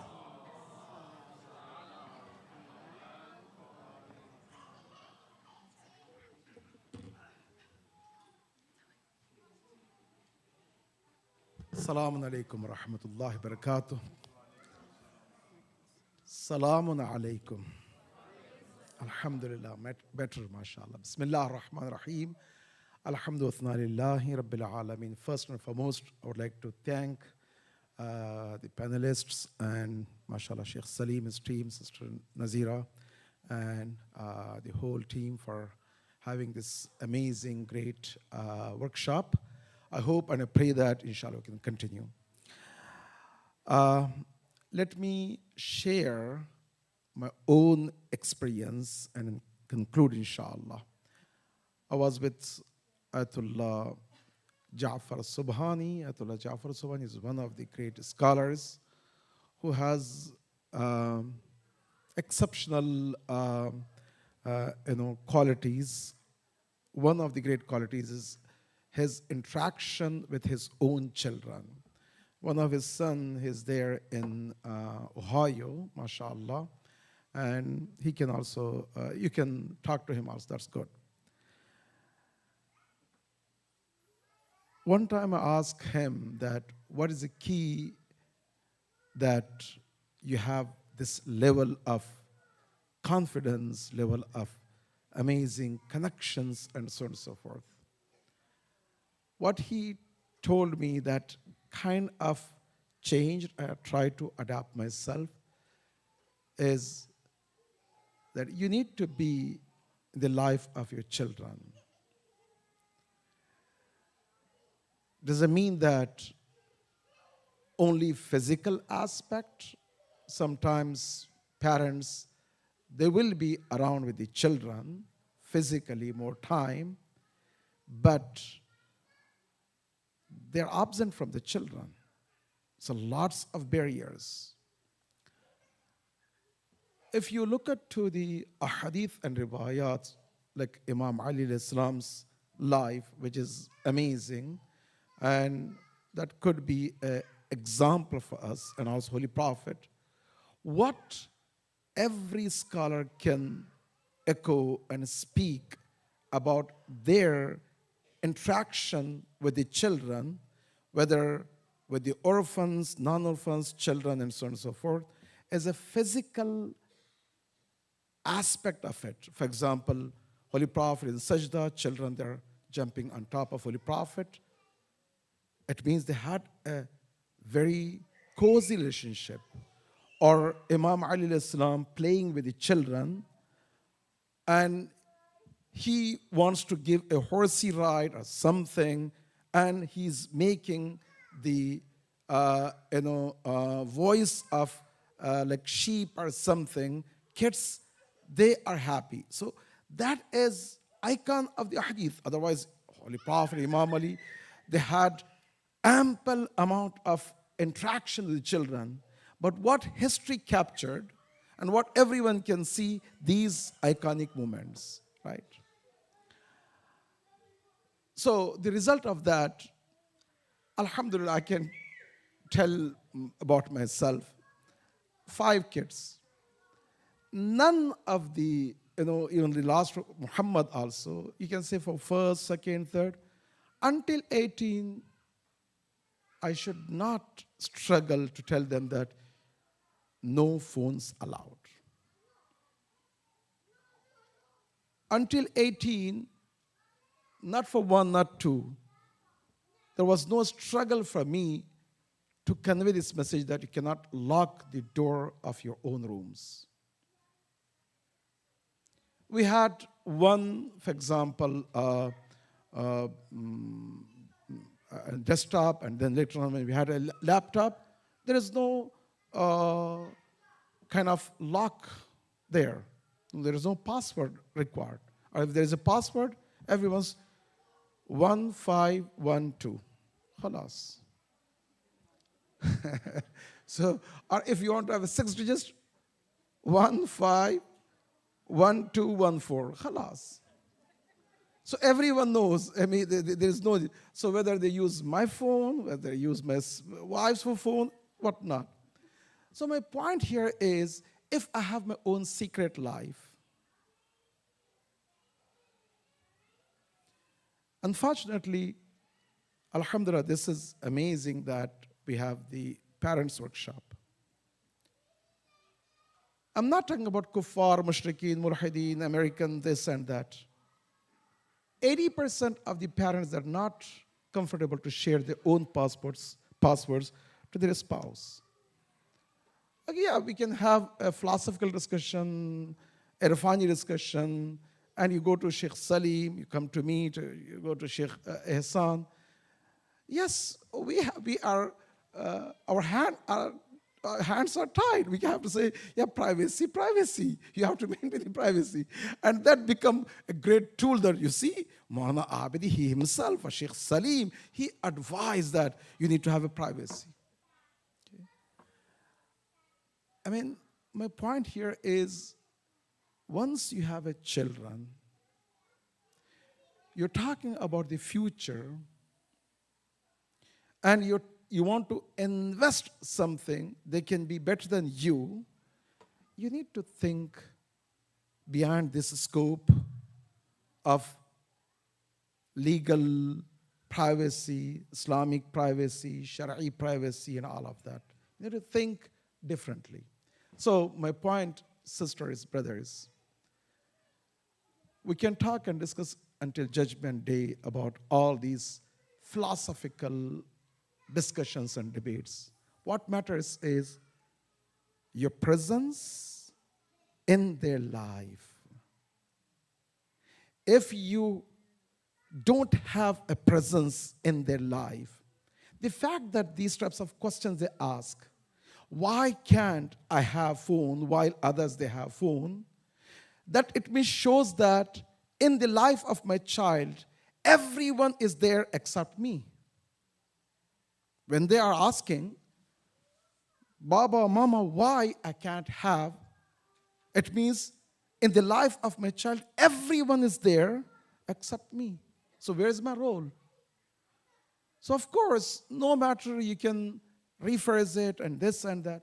My point here is, I don't want to go, on and on and on.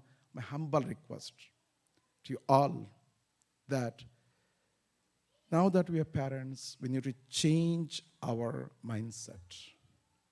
It's good to have these types of workshops. It's very important. And this is one of the long due. And you can see all other resources. And also, please, if you hold us responsible, these workshops, these types of workshops, more targeted for adult or the teenagers, or for a small, we have 777, right? For each one, or even within that, we have to have different categories. We can have that one, right? All of that is depend on your own interest, and you're holding us responsible. You are making us to go one step ahead, and we can do that. And this is kind of two-way. Therefore, my point is, try yourself to be in the life of your child, your children. Not only physical, the moment you have a good understanding with your child should run to you the first for every single thing. Unfortunately, we became just ATM machine or for their needs. That's it. When they need us, we are there. So obviously, they're going to come up with 50 billion reasons to go other direction. Except we are there. And one of the key component is, with force, we cannot. Logical reasons, good. But these logical reasons cannot stand in the norm of the society. One of the key problems right now happening is the selective ethical points. Why? Because majority of the people, they accepted this path, then we should accept.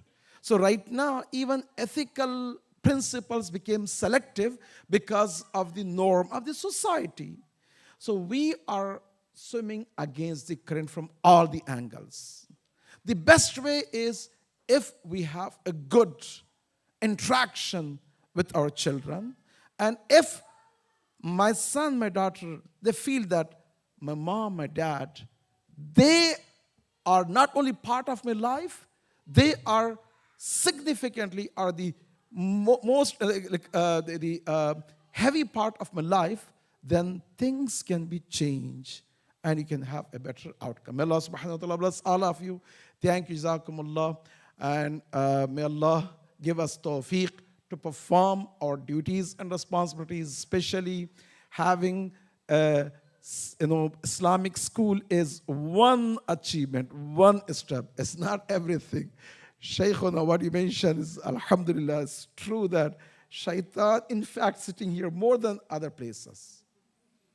I mean, the Ayatollah Jawadi Amri, he used to say that, by the way, shaitan has no job, no interest in clubs, in other places. But when it comes to Imam Barga Masjid, that's where his favorite place comes everywhere. And same thing, shaitan doesn't have to do any struggle in other places. Islamic school, yes, in fact, he's going to be. So yeah, alhamdulillah, we have to be more vigilant, and we have to know that sending the children to Islamic school is a great, mashallah, decisions of life. I appreciate that you interested us, but that's not the only thing. And that is the beginning of the new era, to be engaged and involved more. And please be in your life of your child and children and partner with us, so inshallah we can have the best outcome. May Allah subhanahu wa ta'ala bless all of us. إلى أرواح المؤمنين والمؤمنات بالأخص مرحومين الحاضرين والمرحومين المرحومات الفاتحة مع الإخلاص والصلوات.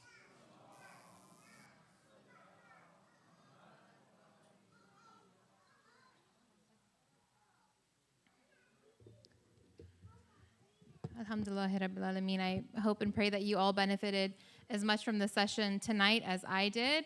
And I hope that we can all take Maulana's final words of advice to heart, to inshallah make a commitment to strengthening our bonds with our children as the first line of doing what needs to be done when it comes to all the things that we've discussed today. And I further want to challenge you all to think of one thing that you want to do differently in terms of family practices. We got a lot of different advice today, a lot of different ideas and suggestions. Just pick one. Pick one thing that you want to commit to doing differently, inshallah, fi sabilillah, and we'll see the benefits in our children and then therefore in our entire community, inshallah. So with that, I want to give a big thank you to our panelists for giving us their time and lending us their expertise. Inshallah, may Allah reward you all immensely. And finally, I want to give a reminder for all of our community members that inshallah we have in about a month, I think in exactly a month from now, December 13th, we have our annual fundraiser for RISE. We hope that you all will come out and support us, support our school, come celebrate the beautiful work that's happening there so we can continue to do the things that we're doing, like this session here today. That evening, we'll be benefiting from having Sheikh Osama Abdul Ghani, who is a beloved scholar, I think, to many of us. He'll be here just that night for our fundraiser, so he won't be here at Saba. He won't be able to see him otherwise. It's a one-night kind of deal. So inshallah, please do go ahead and register for the fundraiser so that inshallah we can all continue to grow as a community. With that, I'll go ahead and thank you all for joining and for your beautiful participation. And remind you all that we do have dinner. It's going to be a very late dinner, but nonetheless, we'll enjoy some further discussion and dinner together next door. So to my left, your right, in the men's dining hall will be the ladies. Okay, follow me here. Okay, so the men's dining hall is where the ladies will be. And then the 102, thank you.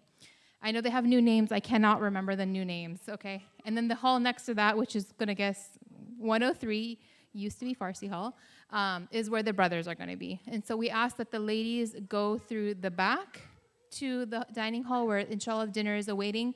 And brothers, if we can ask you all to go through the front where you guys will go to the dining hall. Okay, thank you all. Let's end with the